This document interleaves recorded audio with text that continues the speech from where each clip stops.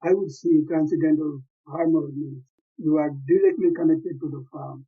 So you can, one way you can communicate with the people, with the average people. Look, this is a farm. I am working in the field. And then if I can grow food.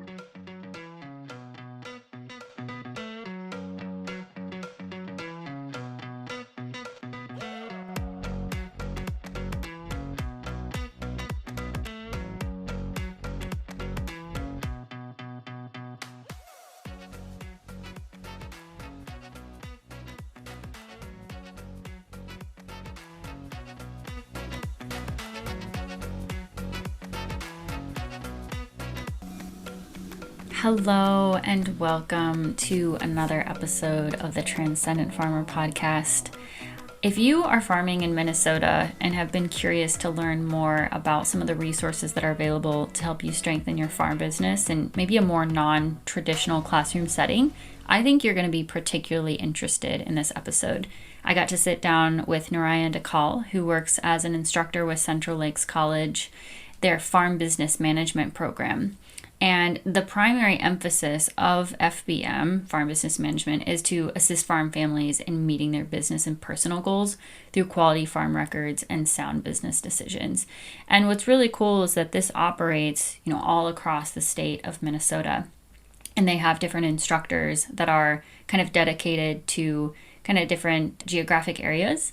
And I think what you'll really enjoy about listening to this conversation is just the uniqueness of Narayan's background, growing up in Nepal and the way that he learned about agricultural production through his own family and the ways that they really look at getting the full value of a product from either an animal or a vegetable, for example, and thinking about how does that show up in terms of your sustainability goals for your farm.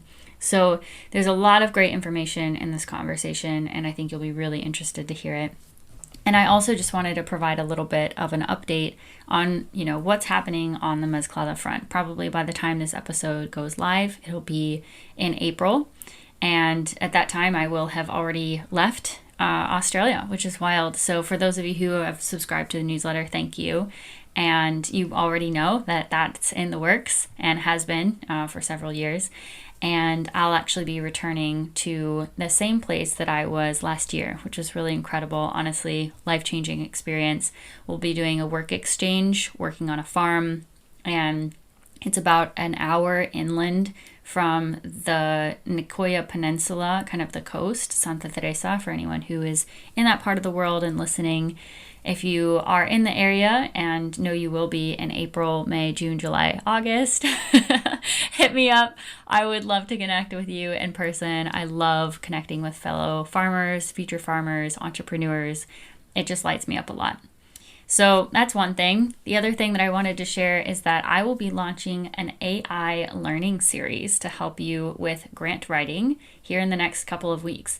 And this is something that came about from just the stories I've heard over and over again, and even my own experiences in real time of seeing people suffer and be very overwhelmed by all of the grant opportunities that are available to them and not really understanding how to navigate that process of figuring out, is this a good fit for me in the first place? And then also, how can I leverage technology to help make that writing process a little bit easier, whether it comes to creating a budget, drafting maybe a project narrative, figuring out some of those other narrative pieces. If writing isn't your strong suit, or you've been eyeing maybe an application for funding but have just been overwhelmed and you haven't really wanted to pick up the pen or open your laptop and start working on that, this is definitely going to be for you.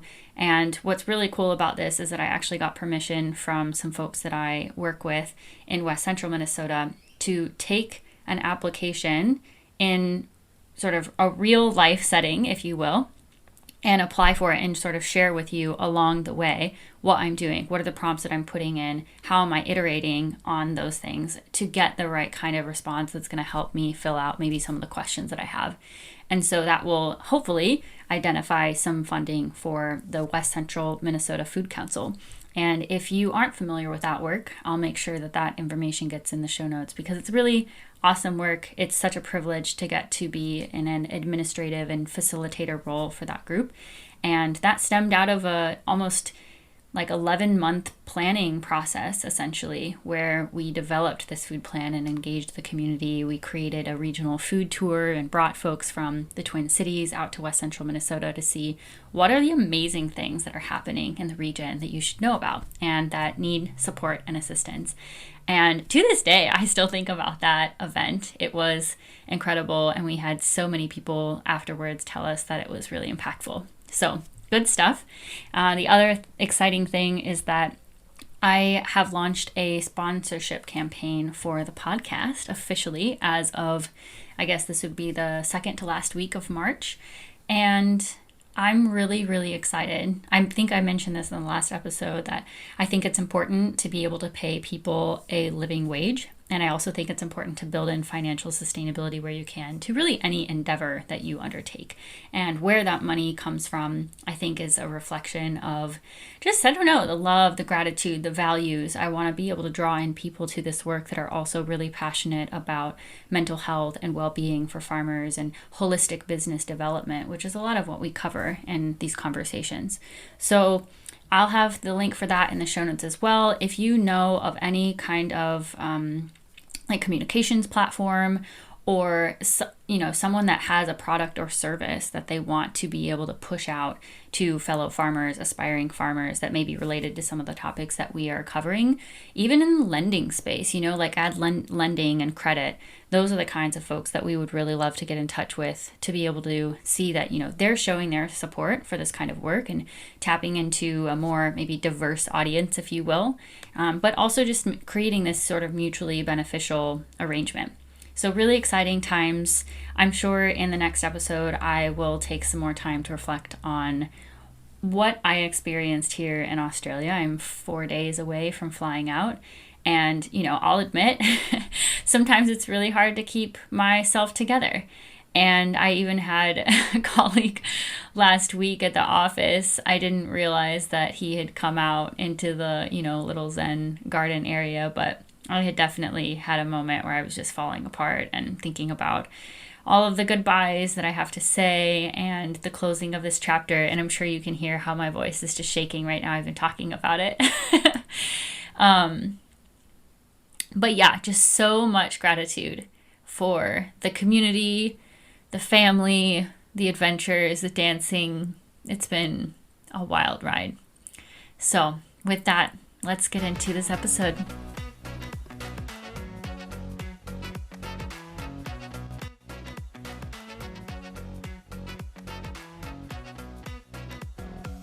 All right. Well, welcome back, everyone, to another episode of the Transcendent Farmer Podcast. I am super excited today because I have a guest that I think you all are just going to be kind of blown away with. We connected not too long ago on some sort of, similar issues and interests really in sort of beginning farmer space.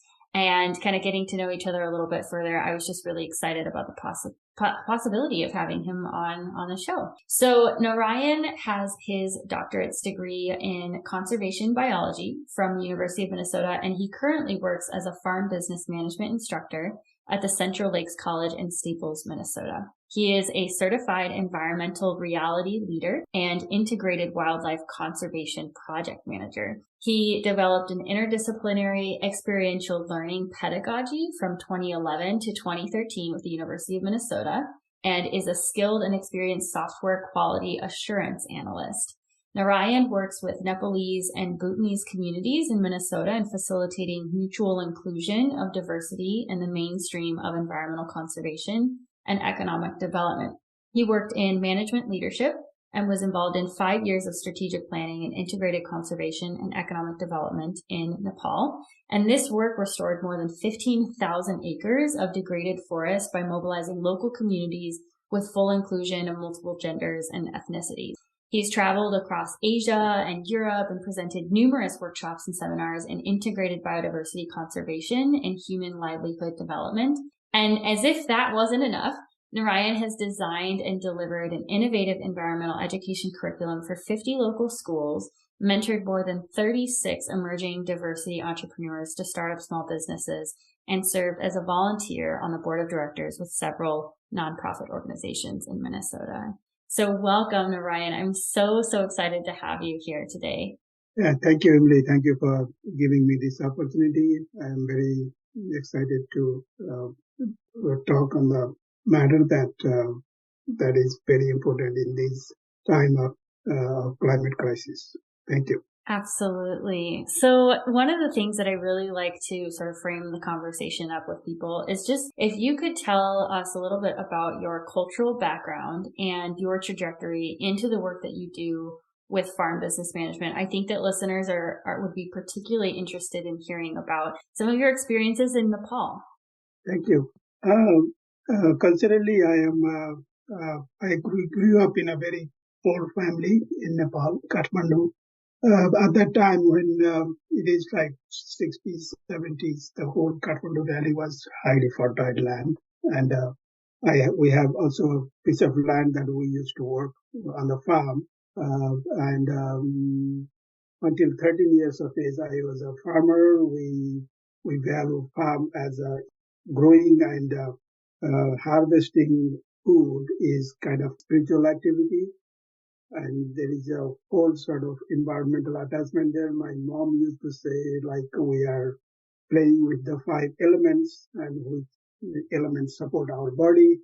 And once we die, these five elements merge into the five elements. So it is soil, fire, water, air, and space. So these are the things that we deal in the agriculture. And during that time, when I recall my memory, there are so many things that I can remember, like the whole farming and having food, and then harvesting is kind of a natural phenomena that we used to work. And there are all sort of other biological entity was also connected, like if you have cattle, you feed waste food, and then there is a manure deposited in the compost. So it's a permacultural thing there. That is there. You deposit all the wastage, food wastage, or whatever organic wastage in a biodegradable pot, and then you produce a manure out of that. And then when you harvest, and then you sow your seed, your grain, there are a lot of birds coming there eating, and then every day we used to feed before we eat. Our parents used to say, go downstairs and just feed a cow and a bird and a dog before we eat. So that was a normal practice. So all this thing was a kind of cohesiveness with the nature, and then this living, selling food to other living beings and eating yourself, and don't waste any kind of food, just decompose and utilize that as a fertilizer. So it's the whole that background that I used to do long time ago resonate right now, and then that led me to engage in this farm business management course. That's awesome. And wow, how special to have those different elements incorporated as just part of how you sort of run your operation. I feel like sometimes here in the States, I mean, it's just amazing to think about how much waste there is in the different systems. And I feel like there's so much we can learn from places that maybe don't have as much disposable resources that are available to them. It's just like, wow, there's so many efficiencies that we could be incorporating into our own systems and in practices, especially on the farm. I would love to learn a little bit more about what you are doing with farm business management now. Can you tell us a little bit about the program? Who does it seek to serve, and what is your role specifically within that? Yeah, thank you. So my role as an instructor, like I have to reach out to the farmer and then talk with them. It's not like a classroom kind of education system. We deal with the farmers face to face, and then go to their house and share with it, sit in the kitchen table and talk with them what they do and what not. And then this class is started. Our student we groom that way. And then first thing is we register them, and then there are certificated they have to register. And then we do that, and there is a scholarship opportunity. We bring that need-based student. They would pay, and then my approach, my focus is mainly on the immigrant farmers. Like there are some refugees, there are the farmers who migrated here from developing countries. They all have immense agricultural background, so they can share their knowledge in the farm society here. So that is another approach that I would see myself as a catalyst. How can I bring those knowledge so that the other majority farmers could also learn from them? Because farming is the traditional farming in the United States is more uni crop varieties, corn, soybean, and then it's a large area of land is covered by that. And then these diversity farmers bring all diverse agricultural practices. So if they are given chance to work in a United States farm, and they will produce a lot. And in this amid climate change, the whole world is suffering with the climate. And then if these farmers are getting put in their land and then do their craft, their living out of the lands, and that will be a wonderful things to see. So that led me to come to this farm business management course, teaching farm business management course. Yeah, and I think what's really cool is that from what I remember, your position is fairly new. It hasn't been around forever, and I think part of that came from, conversations at the state level, even of just needing to create more customized, personalized, and just different types of support, technical assistance for farmers that may not share the same demographics as everyone else in these programs. And I think it's really impressive to see how much Minnesota is doing on so many levels, whether it's through some of the community college programs like what you're with, or, even at the state level with the Minnesota Department of Agriculture and sort of seeing what they've been doing with the Emerging Farmers Working Office. It's really cool to see that there's now more value being placed on, this, what we call specialty crops, right? People who are in the smaller space. And I just think that our communities have so much to benefit from ensuring their success.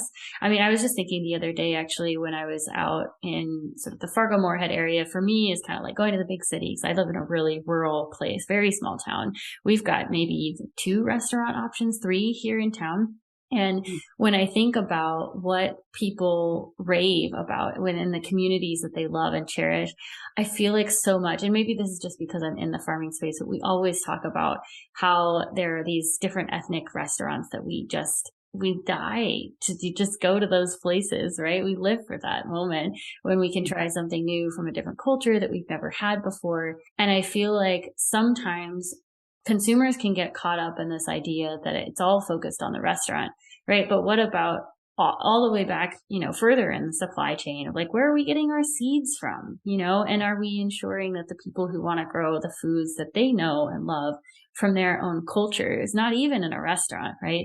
That they have the support that they need. And I feel like your work and your position is filling a really, really big need.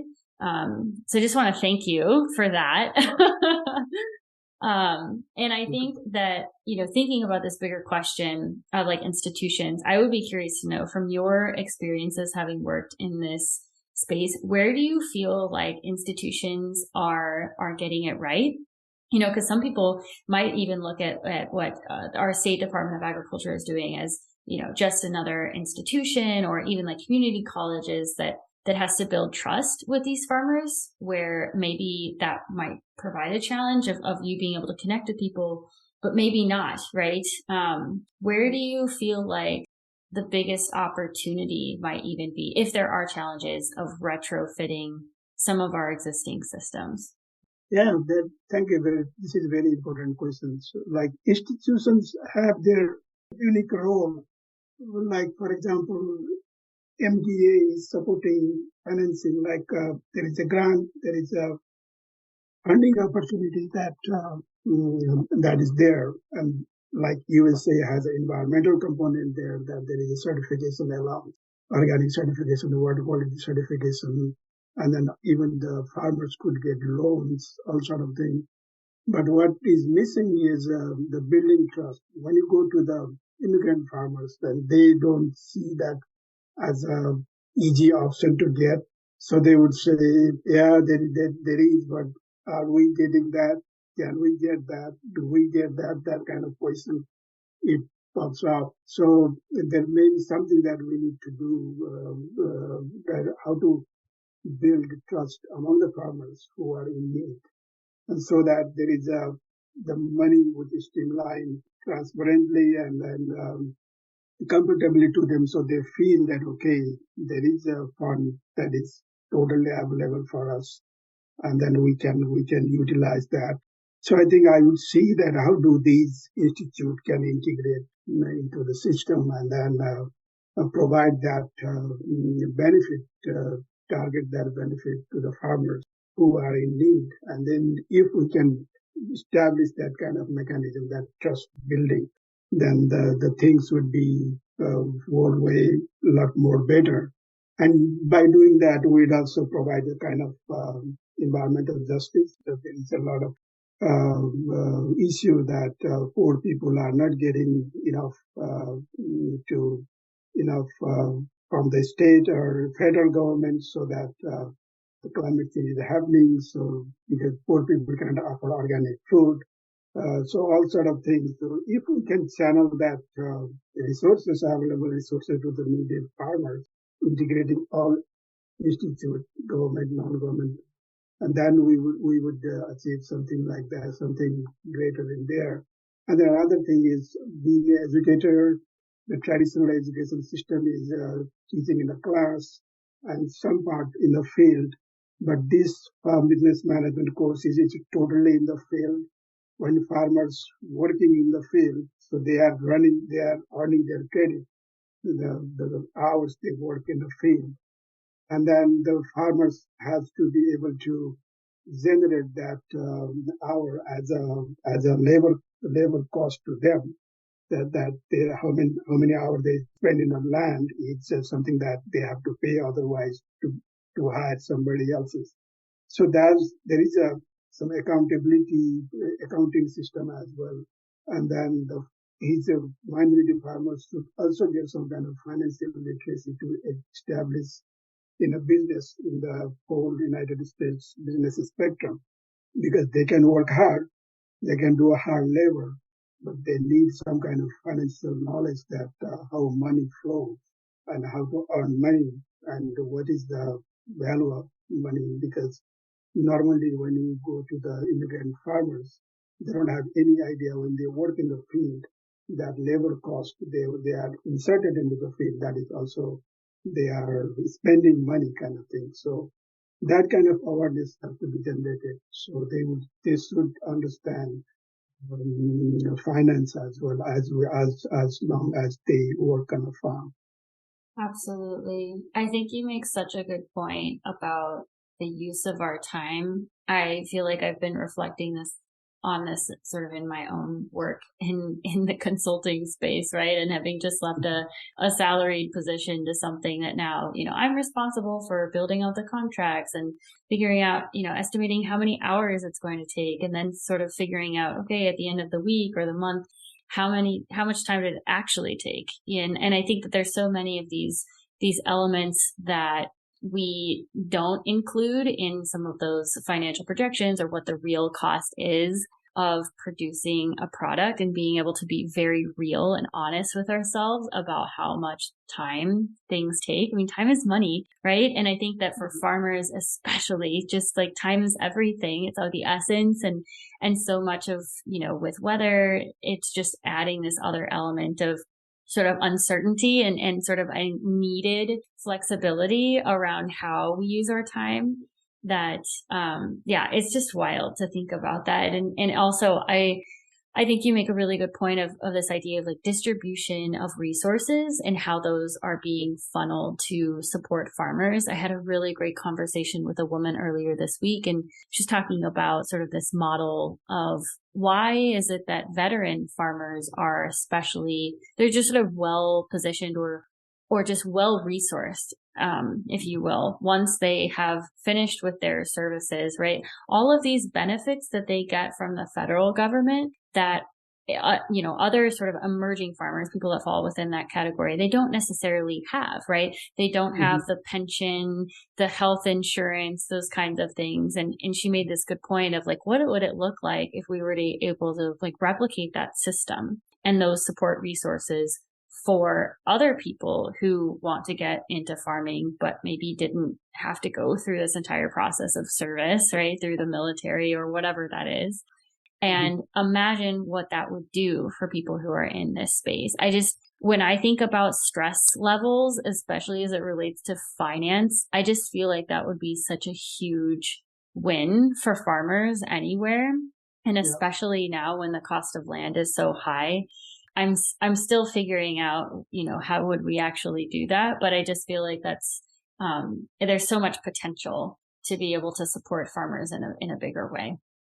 Yeah, let me add there, culturally, these immigrant farmers they feel that when they work in a farm, they feel very happy that when they work in a farm, and then they don't feel at that time they are earning money. So if there is some mechanism, if we can insert them that, okay,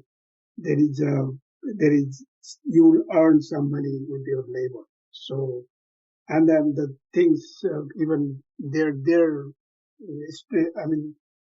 stress level would reduce, and their happiness would be quadruple, because when they are already doing without money, enjoying their hard labor in a field. So if we can add some hourly labor to them, okay, you are getting this, and that would be immense help for those farmers who are living in a miserable condition of very very limited resources, and then they don't have insurance, they don't have rent to pay, they don't have food to eat. So those people would be very, very, very, very much instrumental to engage in a farm if we can make such arrangement.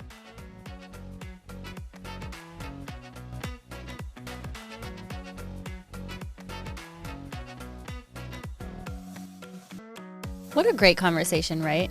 I'm so excited to keep sharing these interviews with you and help you think differently about farming, wellness, mental health, and business development in a way that really supports who you are as a person instead of working against what society tells you that you need to do. If you're getting value out of this, one of the ways that you can support our continued production of the podcast is really simple.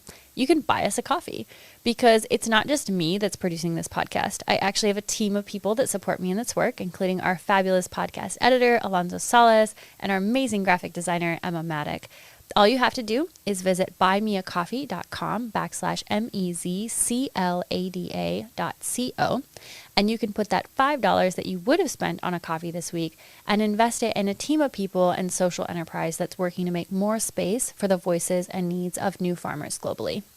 As a way of saying thank you, we'll be doing a monthly post on social media with a shout out to all of our contributors, because we just love you that much. Again, that's buymeacoffee.com/MEZCLADA.co, where you can buy as many cups of coffee or chai, if you're like me, as you would like. And if you're feeling extra generous, you can even become a monthly contributor. You can find all the details online, but I don't want to miss another second of this conversation. So let's get back to the episode.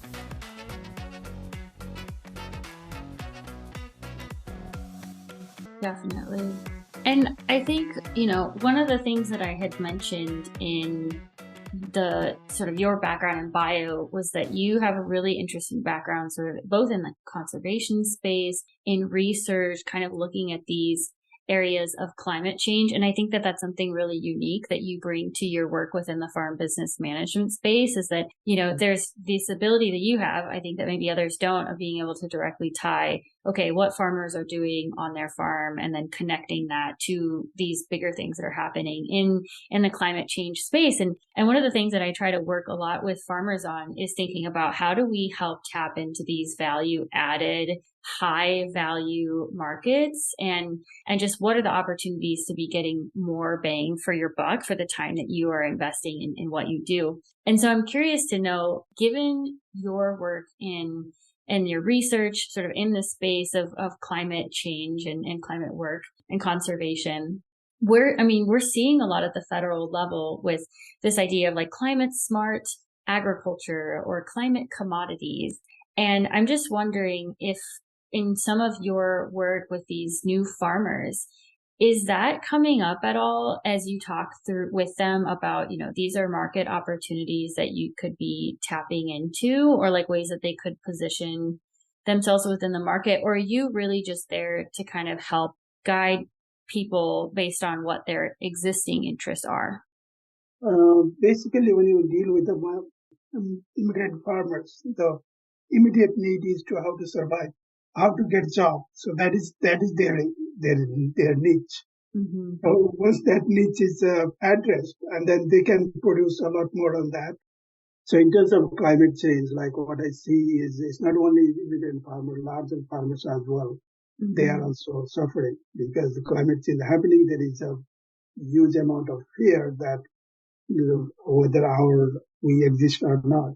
So that is there, and then there is a huge amount of land, and they cannot change their cropping pattern right away. So they need some kind of help as well. So it's impacting both in the climate change. So in the other hand, there are immigrant farmers who have immense diversity crop knowledge that if we can tie up together, then this climate problem would be easier to resolve. And if the farmers bring in front of the climate action, so that way. And then another thing is whatever information related to climate change you get from the education scientists, professors who do research, and they publish statistics, they publish articles, and the policymakers believe on that. So in fact, the environment happens in the field, right? So whether those researchers, how long they spend in the field, like they would just go and collect data and then they publish, and then the policymakers believe that and they make a decision. So one of the failure in climate change, better climate action is due to that matter, because the expert scientist, whoever work in the data collection, they are not the farmer. Mm-hmm. So if this climate movement, climate action is led by the farmers, whether it is majority or minority, by understanding what is the real problem in the climate change, then the things would be a lot more easier. Like because for example, there is a dairy farm who has thousands of cattle. They sell milk and milk products, but they don't have any idea how to manage with the cow dung, because cow dung in most of the Asian and African countries, cow dung is a very good manure. Mm-hmm. They make their livelihood with burning that fuel out of cow dung. So the cow dung has some kind of immense value there. So that value is totally ignored in the US. So I think these kind of things, it looks simple, but the attention of the policymaker isn't there, because the scientists, they believe in science, and science is just guided with some kind of expert, and then they haven't been able to bring a real impact in the field. Mm-hmm. I would see that way. Yeah, I think that there's so much opportunity for more farmer-led research. I know there's a really good resource, I think nationally, called SARE, and they've got different sort of regional focus areas. And I know that that's a pretty good resource for funding, and even just for farmers that are out there that are listening and they want to know what have other farmers researched and learned. They have these amazing databases online and a search function where you type in a keyword. You can filter through by year, publication date, that kind of thing. And you can actually see what all of these other farmers have successfully gotten funding for, to be able to look at these different on-farm trials. And I think that that's one of those sort of hidden gems of a resource that if you're looking to save time or money on a certain thing, there's a lot of farmers that have had the same questions, and they've looked at those, and then they've had to develop different reports to say, okay, this is what we learned from this particular project. But yeah, I think that it's a really important piece of all of this.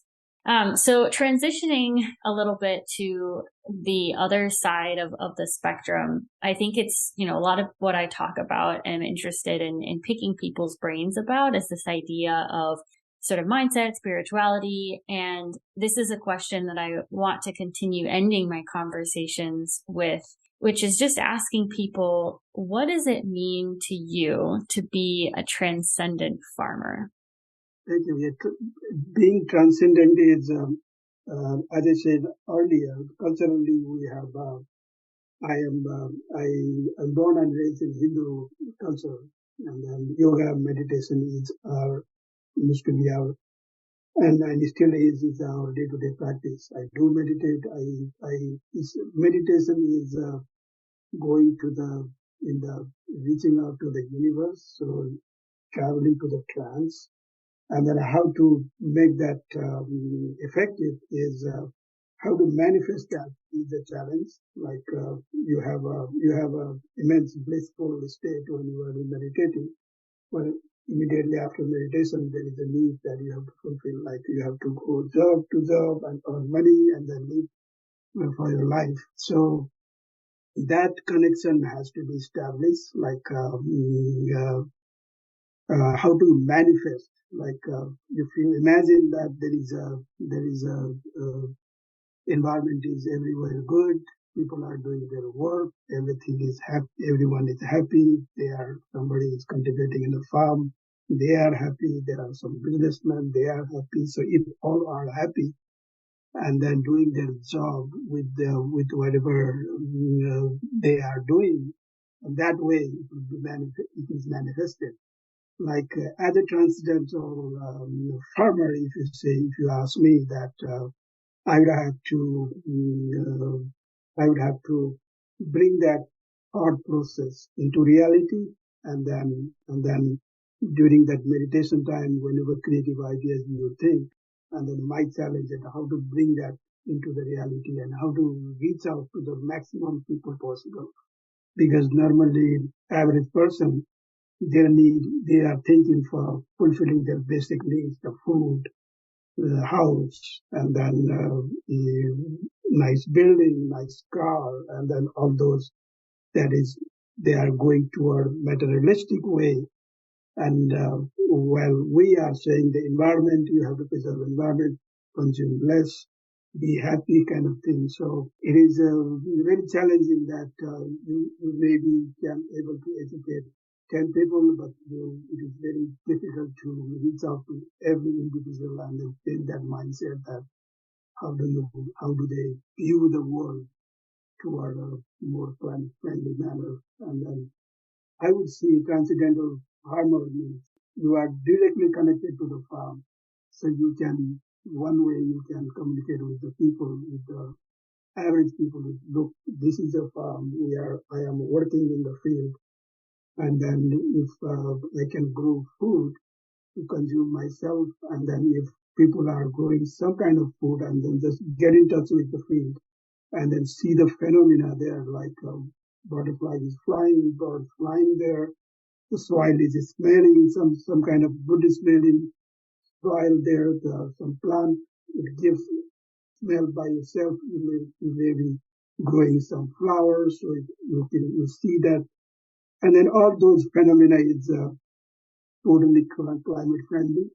So what do you think in the good way, if you can manifest that in your field, in the land, would be a transcendental farmer. So I would see that way, that future farmer, future young generation, I would teach them, I would say them if they can communicate with their elderly parents what they are suffering, or if you can communicate with their minority older farmers and then just make them connected and then get information from them that what would be the best for the future. And that way that transcendence would be manifested for better.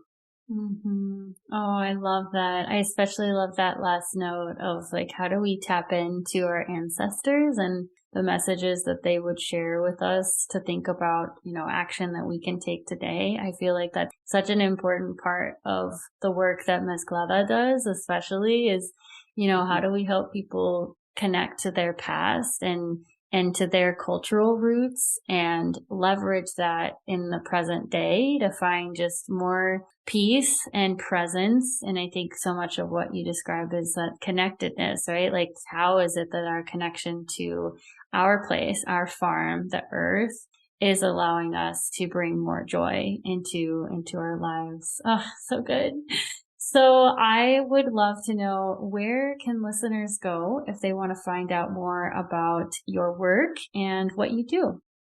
I don't know. I'm not in the YouTube quite often, so there are some talk program I did earlier with the Minnesota Zoo, and then from somebody sometime invite me from Nepal. I do that, but mostly I write in a medium. Mm-hmm. So if somebody would like to go in Dhaka, DHAKAL, my surname dash contact CONTACT .medium.com. So that is my blog. So I write there climate change issues, what we have to do as an individual, and what each institution has to do, and then I just write independently without affiliation of any group or any institute. So that is my independent writing, and I also write in the Patreon. Like Patreon doesn't have a specific URL for me, but it is patreon.com user U is equal to 364-65585. So that is my number. So if anyone can go to there, and then they can find my blog there. And I have another account in Orchid, orchid.org, and my ID number is 40-0000-9240-3936. So I post all my blog and my books and journal articles there. So if someone would dig out information about me, and those are the links, and I can send you that in email for clarity. Perfect. Yes, we will definitely throw all of that information in the show notes for folks so that they can just click away and come find more of your writing. I think people are going to be especially interested in taking a look at some of the research that you've done and the reports that you've published through the Orchid page. I think that's great. And I can't wait to see where all of this goes. I'm wishing you the best in all of your work, Narayan. And I know that we will continue to be in touch because we've got lots of overlapping interests, and I think we're really passionate about supporting future farmers out there. So thank you so much for your time. Thank you for giving me this opportunity, and I hope this information would give some ideas that how next generation of farming would go in the United States. Thank you for having me. Awesome. Well, take care, everyone, and we will see you soon for another episode.